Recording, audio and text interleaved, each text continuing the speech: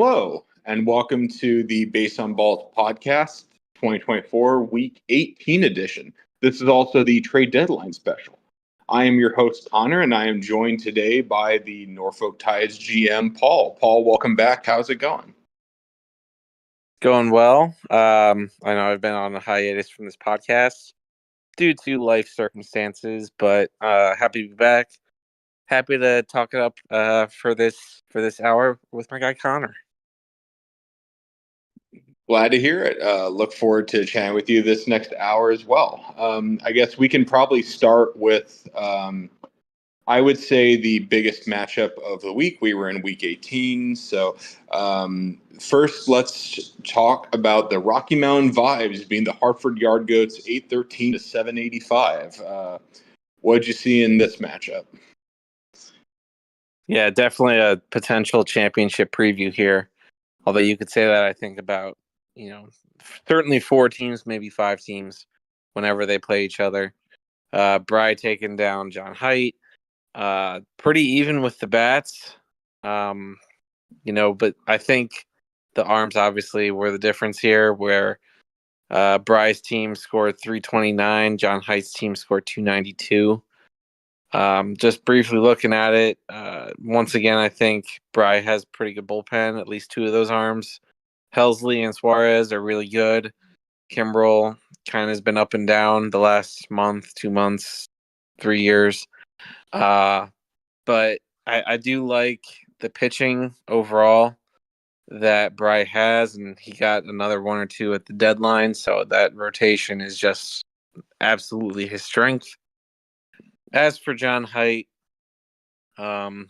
his pitching is still really good. Guys like Burns and Cole, Barrios, Merrill Kelly, those guys are really good. Rodon's really good. Framber Valdez really good. So he's definitely got good pitching. Just kind of hit a bit of a down week this week, but even still in a down week, scoring just under 300 points, obviously really solid. Whenever you drop 785, you expect to win, and most weeks he would have. Just ran into a buzzsaw that is Bry, but obviously this is a matchup that in a few weeks we might see, and it's one I'm looking forward to seeing again if it happens. Yeah, this was a fun one. I think there is a red flag with Height's pitching, and let me back up a little bit. This week was 292 points. The previous week was 250. The names definitely are fear-worthy. They led him to an undefeated season last year, but I'm kind of surprised there wasn't more tinkering with it at the deadline. Merrill Kelly and a couple others eventually coming back from injury are certainly going to be huge, but I'm curious what else happens there. And then for Bry, Kyle Forber, 85 points, Vinny P with 36, Perez with 32, and the list keeps going. Just solid performances all around.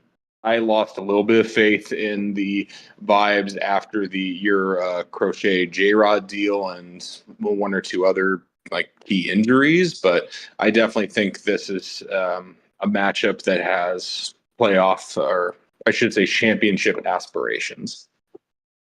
Let me say one more thing real quick, Connor.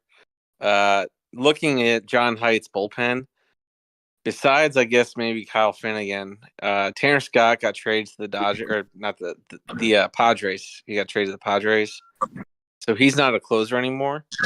So looking at, Finnegan, Scott, Sewald, and Yates, I'm not exactly sure how many save opportunities he'll get. I'm sure he'll get a lot of holds, but obviously saves are the better stat.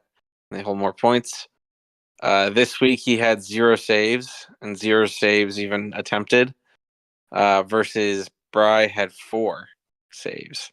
And 4 times 9 is 36. That was basically what the difference was in this matchup.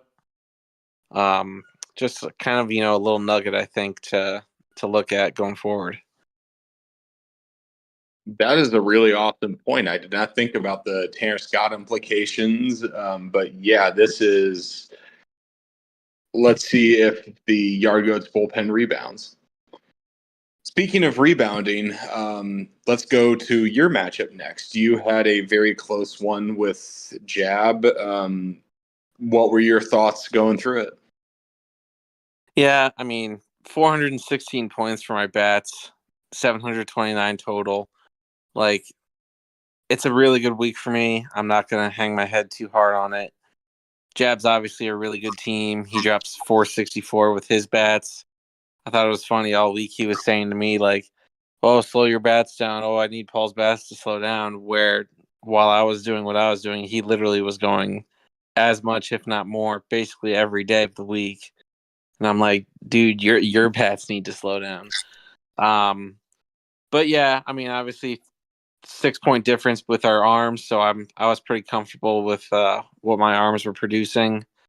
Um, it's again, like I said, my goal always every week is 300 points with the arms, 300 points with the bats, and then anything over that is gravy. 729 gets me wins most weeks. Just couldn't happen this week because Jab has a really good team. And I don't think I mentioned the score. Jab ended up winning 783 to 729. I think of all of the types of players on a team, Jab's offense is the one that stands out in the league. Is like, oh my goodness, it's always just going to be in arms race, and good luck everybody else. 464 points from the offense, that honestly feels kind of low with this group, but your team did still show out. Willie Adames with 76, William Contreras killing the Brewers. I saw Josh Naylor, terrific. And the pitching looked good. Jonathan Cannon, a no name coming into the year with 30 points. So this matchup definitely had a lot of good omens for you, but it was just, I might dare say, a better consistent team. So both teams scoring 700, good all around. The third closest matchup with, I would say, two big name teams was the Clearwater Beach Dogs beating the Oklahoma City 89ers 754 to 689. I'll start with this. I think this is kind of heartbreaking on a couple of levels. Chad was the last playoff team with a real, or I should say, team that had a realistic shot of making the playoffs that no longer will. Now, I think the 7 playoff teams are kind of set in stone, but not for lack of trying. Hen's been kind of on a hot tear. And 404 points with the bats, and the consistency 350 with the arms is terrific.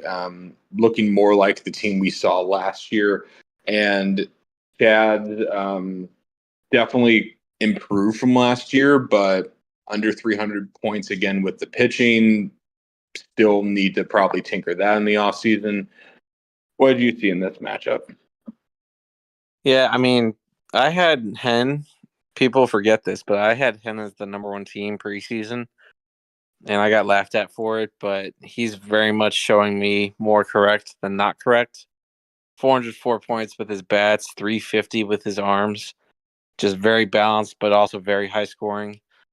Uh, Bullpen was really great. Gankel, Hoffman, Clay Holmes, Rizal Iglesias, all really good arms for his bullpen. But his starters also did really well this week. Shota Imanaga finally back to kind of what he's been most of the season. Just a bunch of really solid arms. Chris Sale, JP Sears, really good late acquisition that put him over the edge for this matchup.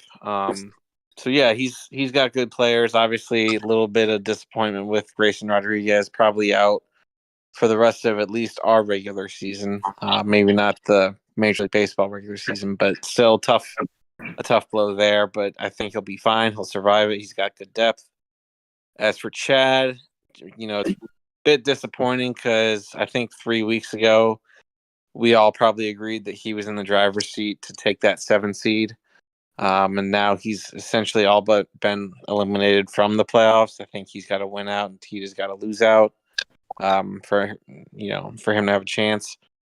but he's still got good players. I know that he sold a little bit at the deadline, which we'll talk about here soon. But still 446 from the bats, pretty crazy, pretty good. Just disappointment with his arms, and I think that's kind of just been the tale. Obviously, Joe Ryan losing him for the rest of our season is going to be a tough blow. But Paul Skeens, he'll be there for a while. Tobias Myers has been a really great revelation for the Brewers. AJ Puck finally being good again. So yeah, there's definitely still some bright spots here with Chad. And I do have to note before we transition to the next matchup, Chad had Anthony Santander for 25 points and 9 at bats. Hen had Anthony Santander 16 points and 16 at bats. That's our favorite thing. Exactly. This is one of my least favorite things. This is the matchup that killed my 1% playoff odds. The Nashville Sounds beating the El Paso Chihuahuas 622 to 523. For these next 4 matchups, I don't think we need to go as in more depth because they are teams that were not as in the playoffs, or these matchups had larger differences. But did you see anything that stood out for the battle of 2 of the old scrubs? I mean, shout out Braxton. Like, I know that I've given him a lot of crap this year, and I'm going to give him crap here when we talk about trades in a minute. But 71 out of LA, 98 out of Jackson, 72. We're talking Smell Tita for this one. Oh, I thought it was your matchup. All right, well, I'll save that for a minute. Smell Tita. Tita, obviously, really basically in the playoffs now. He's been MIA, but we all know why. Good luck to his football team and all. But, his arms are good. Obviously, Schwellenbach has been amazing these last few starts, basically since the All-Star break. Andrew Suarez had 2 really good, starts out of nowhere, basically. He took Grayson Rodriguez's spot in that rotation. Soriano, good. Kikuchi, been better now with Houston. So yeah, there's definitely good enough talent to probably put a scare into whoever he plays. His bat's also pretty good. Byron Buxton's been really hot as of the last few weeks, but even hotter than him has been Ian Happ on the Cubs. TJ Friedel, finally healthy, finally playing a good amount in that Reds lineup. So yeah, there's definitely some good pieces here. As for Smell, not a whole lot to talk about. Obviously, he had good performances from his bats, 348 from his bats. He talked a lot about Tyler Stevenson. Pico Armstrong had 34, pretty good. Andres Jimenez, Mike Toglia, Cal Raleigh, the big dumper, So there's definitely good pieces for Smell to build on as he looks to control the draft in January. Yeah, I think 523 with the draft control is certainly good, but Tita just had the better team here. I'm not sure what I can add. Now let's get to your Braxton pitch. He took me down 600 to 495, and what'd you think of it? So yeah, like I was saying, shout out Braxton for Ellie, shout out Braxton for Merrill and James Wood. I mean, those 3 guys accounted for like over a third of his scoring, well over a third of his scoring for the week. Which I kind of have to, like I've said in the past, where it was 2 guys, now it's maybe 3 or 4 guys where they have to kind of carry the load. If he can get Zach Geloff going, 52 points this week. If he can get him going, that's good. But yeah, it's still, there's an arms problem for sure. Mackenzie Gore, probably his best. He traded Brian Nelson to me, so 38 points in his last start for Braxton. As for your team, I know you had some playoff aspiration, and I know that's probably out the window now. But I still like the general makeup of your team, Connor. Yoshida was really good. this week for you.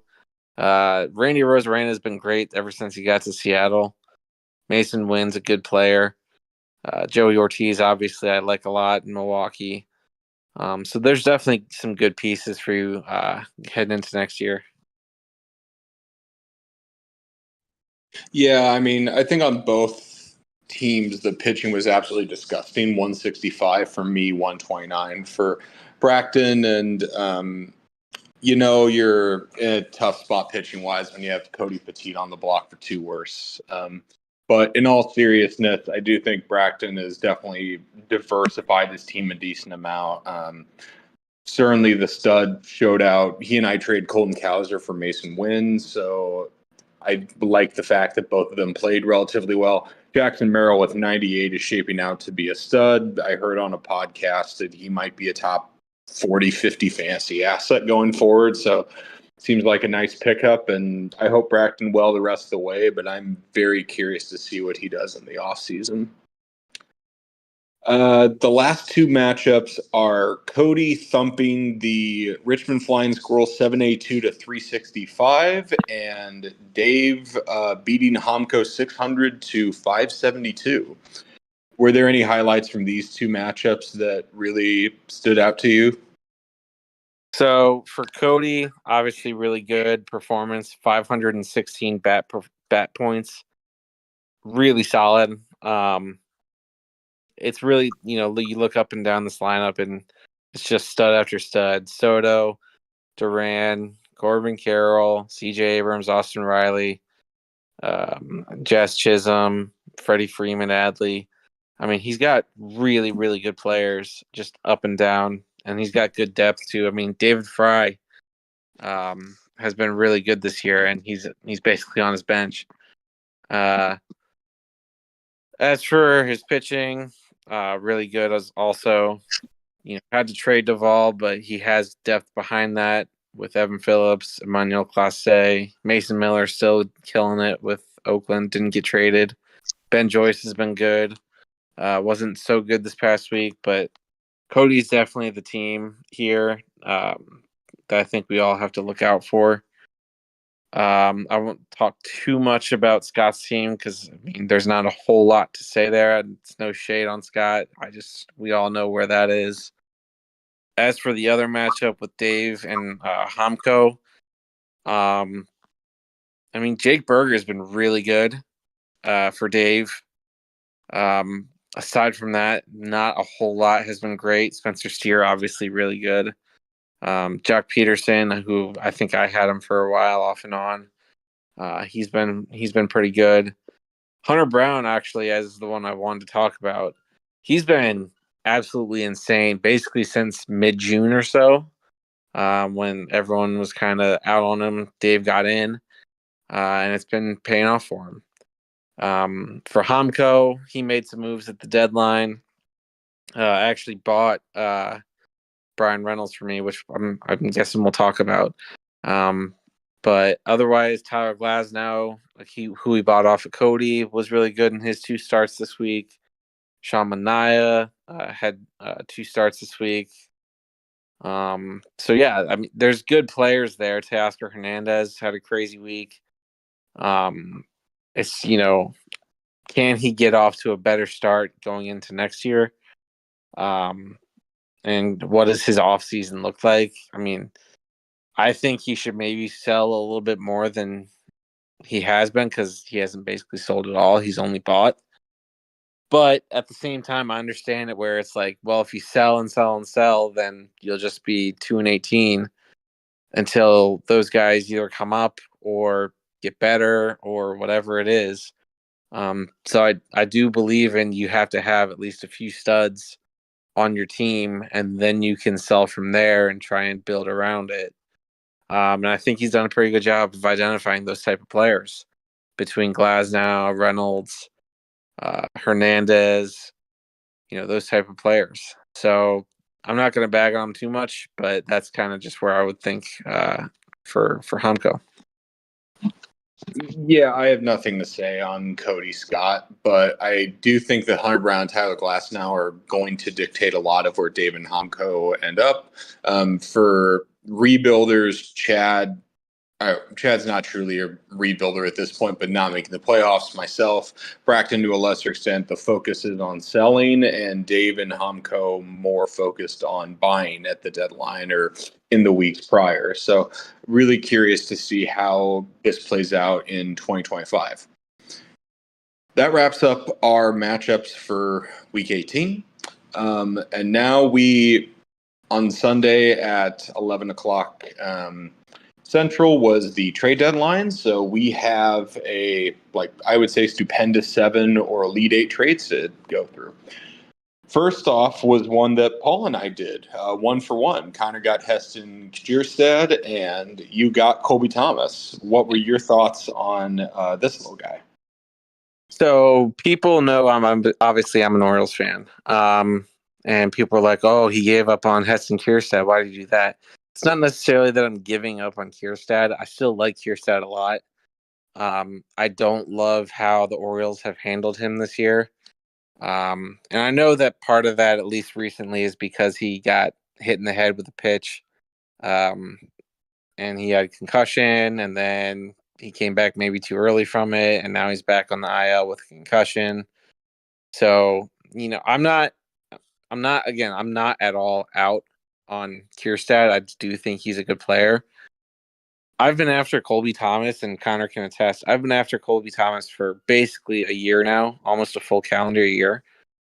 I really like Colby Thomas a lot. I think he's very underrated by a lot of prospect evaluators. I think he has a good power bat, but I also think he's got pretty good speed and a good eye for taking balls and swinging at strikes.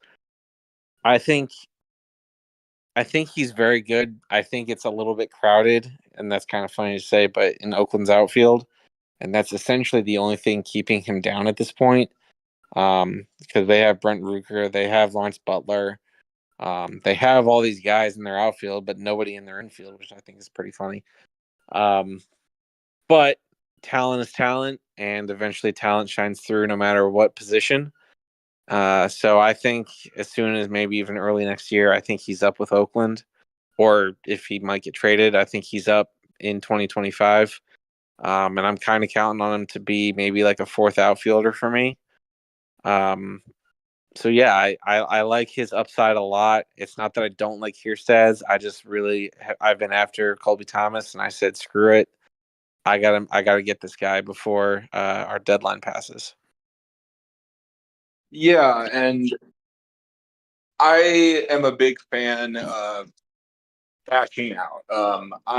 For better or worse, when I pick someone up off of waivers or get them for cheap, I usually don't hesitate on taking a quote unquote gain and moving on. So Colby Thomas was someone who I ad dropped, or maybe I traded and then got back as well.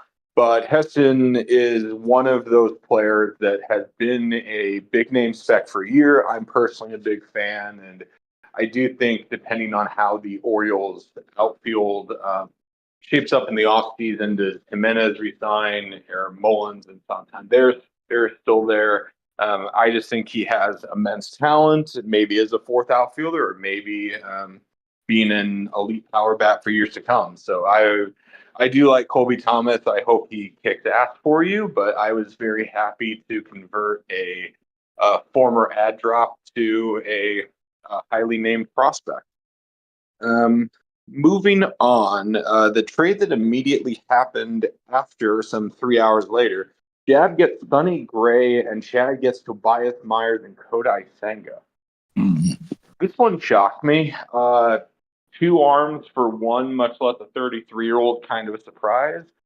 Gray is the best win now arm out of the 3, but Myers' stock has risen, and Senga is going to be a crazy good piece in the next couple of years.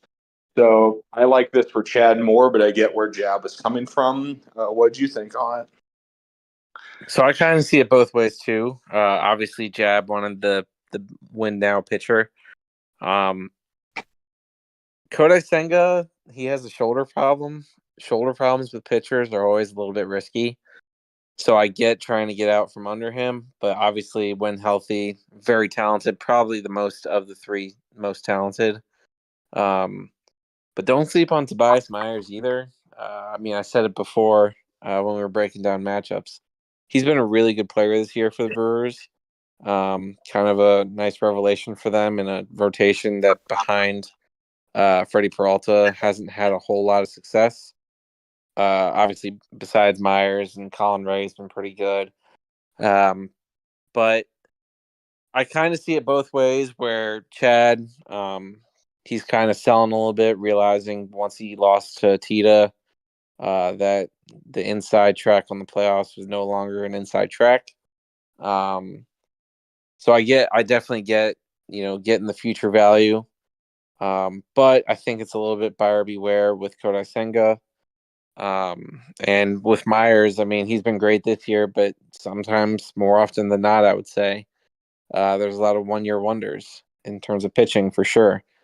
So it's definitely buyer beware versus Sonny Gray, where you kind of know what you're going to get with him, even if it is for a shorter time. Terrific analysis there, as always. Our next deal, I think, was kind of the biggest head turner in terms of names, but I like it more the more I think about it. Hen gets Anthony Santander. Chad gets Mike Trout, Kiter Montero, and a 2024 fourth. What did you think of this puppy? Yeah, so obviously Mike Trout out for the rest of the season. It's kind of been the tale of his career, unfortunately. But it's once again Chad looking not at 2024 but 2025. Mike Trout, when he's healthy, we all know what Mike Trout is. But in terms of 24, Anthony Santander has been one of the hottest power hitters in baseball. I think it was like either late May or early June or something. He has like the most home runs, I think. Or maybe it's top 3 or top 5, something like that. Either way, Santander has been absolutely nails this year. Hannah wanted to get that big time outfielder. Mike Trout wasn't going to help him win this year. And then Kiter Montero, good pitcher for, I believe, the Tigers. Still prospect eligible. But I think either this past start or 2 starts ago was like a 30-point start for him. So there's definitely talent there. And then a fourth couldn't be a 2024 fourth, so that might be a typo. But either way, a 3-for-1 deal. I like it for Hen because he gets what he gets for this year. But obviously, Mike Trout, massive name, massive value when he's healthy. So I think Chad did pretty well himself. Yep, and Santander earlier in the year was going for 1 or 2 picks, and he's just had a career year. So Hen found his guy and got it, and Mike Trout's just such a variable, and Montero also is as well. I think the Angels GM said that he expects Mike Trout to hit 70 home runs next year. W Chad if that's the case, but I think history says he's not going to play enough games for that. So I like it for both sides, but only time will tell. The next trade we'd like to talk about is probably, I'd say, the biggest head turner in the last 3 or 4 weeks, not counting Soto deal. Mel getting Jared Jones, Braxton getting Spencer Torkelson, Carson Wisenhunt, Spencer Jones, and Frank Mazzucato. Paul, I know you've got a spicy take on this, so please lay it on us. Yeah, so Jared Jones is probably, when obviously he's hurt right now, but when healthy, he's probably between 10 and 15 in terms of dynasty league starting pitchers. So obviously very high value. So I'll say this, and maybe I'm in the minority here. I'm pretty much out on Spencer Torkelson now. Um, Obviously I know he can get hot, hit a few homers, maybe even hit 30 homers in a season. I don't think he's ever going to hit for average. He certainly isn't going to run. So you're basically just hoping that he'll hit 30 home runs to have any value. And that seems like a player that's not for me, I guess I could say. Um, Spencer Jones, I feel like, is just going to be Torque 2.0. where I think he's a little bit overrated as a prospect. I think he strikes out a lot. He also has no speed. Um, it's the same thing where his batting average is going to be the highest, but maybe he matches 30 home runs in a season, and that's where you get his value. Again, it's just not a player that's for me. Frank Mazzucato, Royals prospect. I had him, I think, at one point, but he hasn't been the best. I think he's a top 5 prospect for the Royals, but I think he's not a worst, but very close to it. Which leaves Carson Whisenhunt. I really like Carson Whisenhunt. I think he's safely a top 50 prospect for me. I had him at one point. I've tried to get him at different points in this year. So the only player I really like of this trade is Whisenhunt, but Whisenhunt to me doesn't come close to the value of Jared Jones. So I definitely like this deal a lot more for Smell.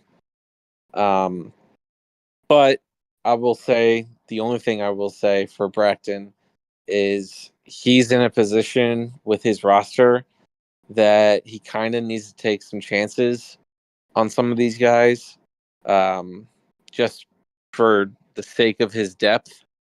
So yeah, I'm not going to kill him too bad, I guess, but it's definitely not a deal that I would have made. Full transparency, I had offered McLean, and we never actually agreed on another piece or two pieces. But I was willing to do McLean plus because I know that Braxton loves McLean, and it just never materialized. But I think that would have maybe been a better deal for Braxton because his whole team is made up of stars. So yeah, again, I'm not going to kill him too bad, but that's kind of where I landed on it. I think this deal's kind of perverted. There is a lot of upside here. Torkelson could hit 30 homers. Carson Whisenhunt is a big name. Spencer Jones, definitely coming into the year, had a lot of upside, but especially after the Soto deal, Bracton's offense just scored 450 points. He was the top 3 offensive scorer in the league. That's not where I think he needs to add. Taking chances is great, but when you trade a top 10 or 15 dynasty starting pitcher and your best pitcher back is Carson Whisenhunt, either something's gone terribly wrong or you are confident that you can convert that to more pitching later. If next year rolls around and Mackenzie Gore is the biggest pitching name on Bracton's roster, there are serious problems. This is Smell getting a pitcher of Jared Jones' caliber without sacrificing any draft picks is, I think, just terrific. So I'm not going to rail Bracton on this. I definitely get where he's coming from, but I am very curious to see where he continues to shift the team and move some offense for defense or for pitching, excuse me. Next deal is mine. I traded Josh Lowe or I acquired Josh Lowe and I believe a 2026 fourth for Nelson Rada and Masataka Yoshida. Josh Lowe, someone 2 months ago, I sold for 12 picks and Lourdes Gurriel Jr. So when Jab came to me saying, I'd move him for Yoshida. I was very pleased with that. It's only been 3 or 4 months, and Lowe certainly had some up and downs, but he's a guy I wanted back. And Rada is a high-end prospect, but he was expendable for given my other outfield options. What do you think on this one, Paul? Yeah, I mean, my thoughts on Josh Lowe are pretty documented at this point. I think he could be really good, or I think he could be a fourth outfielder. But it's definitely, like I've said in the past, definitely a profile that a team like yours, Connor, should invest in. And And once you made the trade, I immediately PM'd you and I said, please keep him this time, which you did, and you still have him on your roster, which is good. I like it. In terms of this deal, I do think that Yoshida is the better win now piece. The Red Sox kind of have a little mojo going, little win streak here. They're not too far out of that wild card chase. So I think Yoshida is going to be a good bat down the stretch for Jab versus Josh Lowe, where Tampa's kind of fallen out of it a little bit. But definitely a better piece for the future, which is exactly what Connor needs. So I think this is another win-win trade where both teams kind of get what they're looking for. Yep, I think, and Jab's the Red Sox fans, so I think both of us are pretty happy there. The final two trades are both yours. One of them I would call a buy for you and one for sell. Let's start with the quote-unquote sell. Homko gets Brian Reynolds. Paul gets Cade Horton, Cooper Pratt, and Justin Crawford. And there is a trade stip if Homko's do a worse if Cade Horton does not make his MLB debut next year. What were your thoughts on when making this move? So I have a lot, but I'll try and keep it as condensed as I can here. My outfield consists of J-Rod, Luis Robert, and Seiya Suzuki. That's my trio right now of outfielders. I also have Parker Meadows. I also have Garrett Mitchell and Andy Pajes. So I'm pretty set, I think, in the outfield. And it's not necessarily that Brian Reynolds is expendable. He's very much not. He's an easy 6-point bat, only 29 years old. It wasn't the easiest thing for me to deal him, but Homko stepped up with that package, and I'm really high on all three of those players. I originally had asked for Noah Schultz instead of Cade Horton. Homko wasn't willing to do that. It was the White Sox fan in him that was keeping Noah Schultz with him, which I understand. I get it. Obviously, I have my players too. But Cade Horton, obviously, I think a really good pitcher.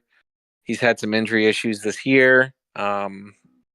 I think, and I said this to Homko when we were talking about this, that if Horton had pitched 40 more innings this year, I wouldn't have needed the stip. I would have just taken it and ran. But him only throwing however many innings he threw this year, I think like 50 or so, 60 maybe, gives me concern about his durability and his pitchability moving forward. That's why I wanted that stipulation added on there. But I think overall, what I was basically saying to myself and saying to the league is that I like my outfield with J-Rod and with Luis Robert. I know that he's been horrendous as basically ever since I got him, which is how it goes for me. But that I was kind of comfortable feeling those three as my main outfielders. I wanted to move one for a big prospect package, which is exactly what I got.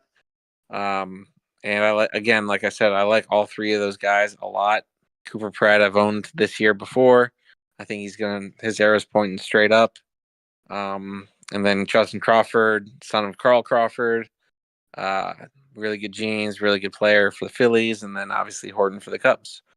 So yeah, I know that it's not typical to see a team fighting for the playoffs, quote unquote, sell. But I sold more from a position of power, in my opinion. And I got, three good prospects, kind of restocked my prospect pool, but it also leads into the next trade that we're about to talk about.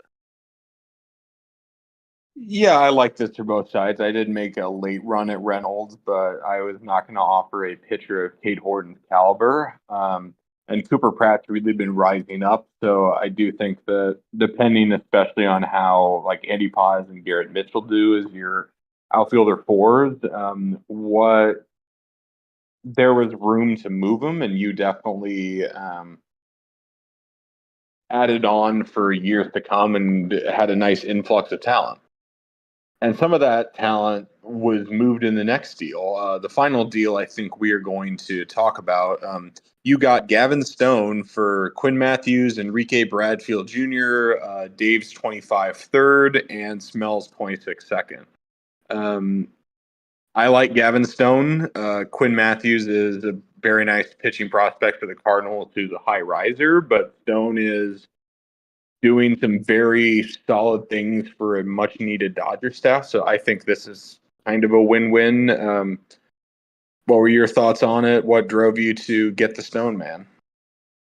So Gavin Stone's a guy that before he debuted, I had on my roster. I liked him a lot.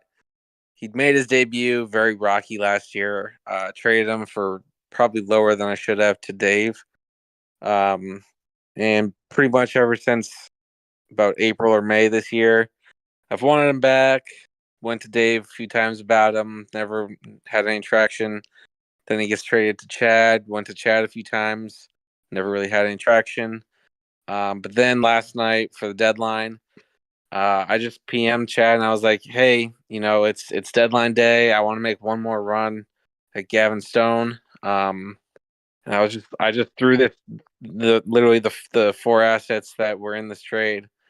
I was like, "What do you think about these guys?" And Chad was like, "Yeah, I'll do it."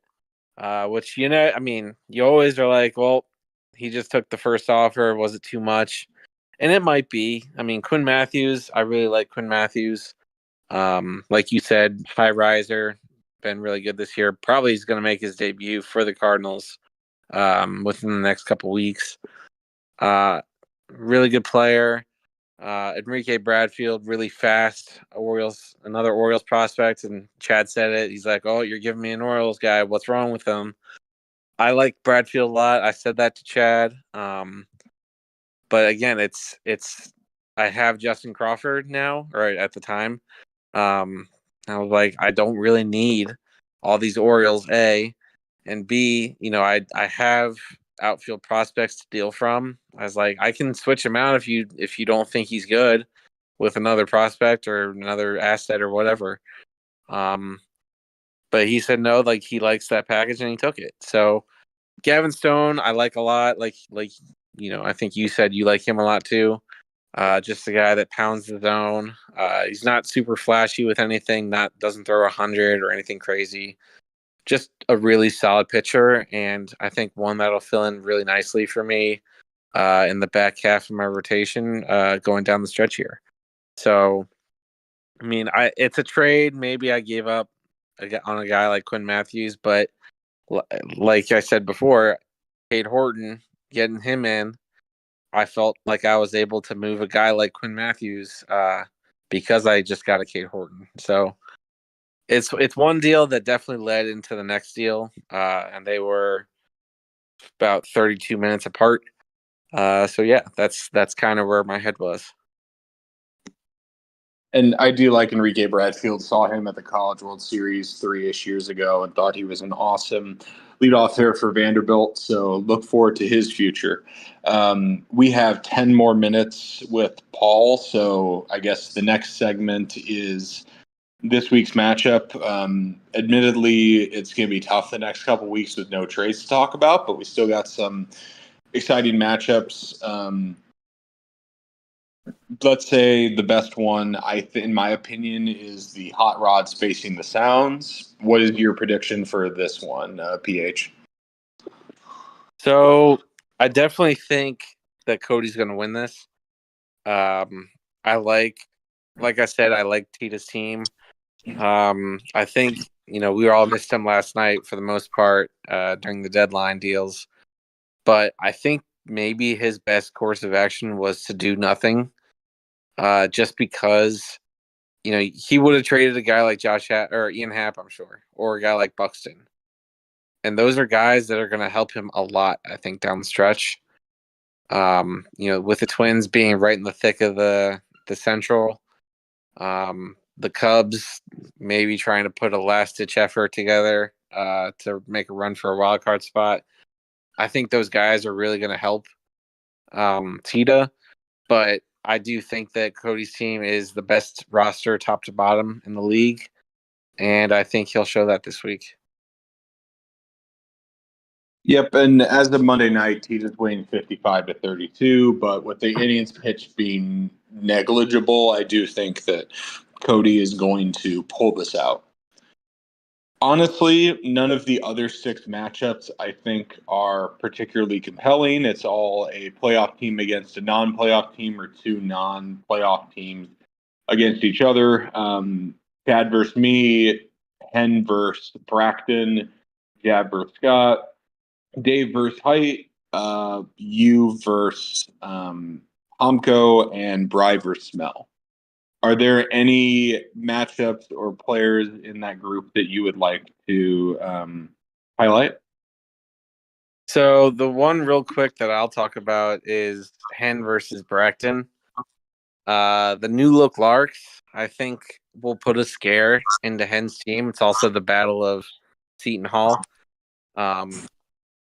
Obviously, I think Hen's going to win, but I do think that Bracton is going to get up close to around 600 again, like he did last week. I do think that Hen will be over that, so I don't think it's necessarily going to be the closest, but down the stretch, these last 2 weeks, I am looking forward to see how Bracton's team performs with his stars, the James Wood, the Ellie, obviously, and, his new look team, just how it performs. The other one I like is Dave versus John Height. John Height, obviously, I think will win this as well. But what does Dave do with his team? We all said that it was crazy that he was buying a month or so ago, and yet he won, I think, like 3 or 4 straight. Obviously, the wheels fell off a little bit here in the last handful of weeks, but I think he's a team also that can get up towards 600.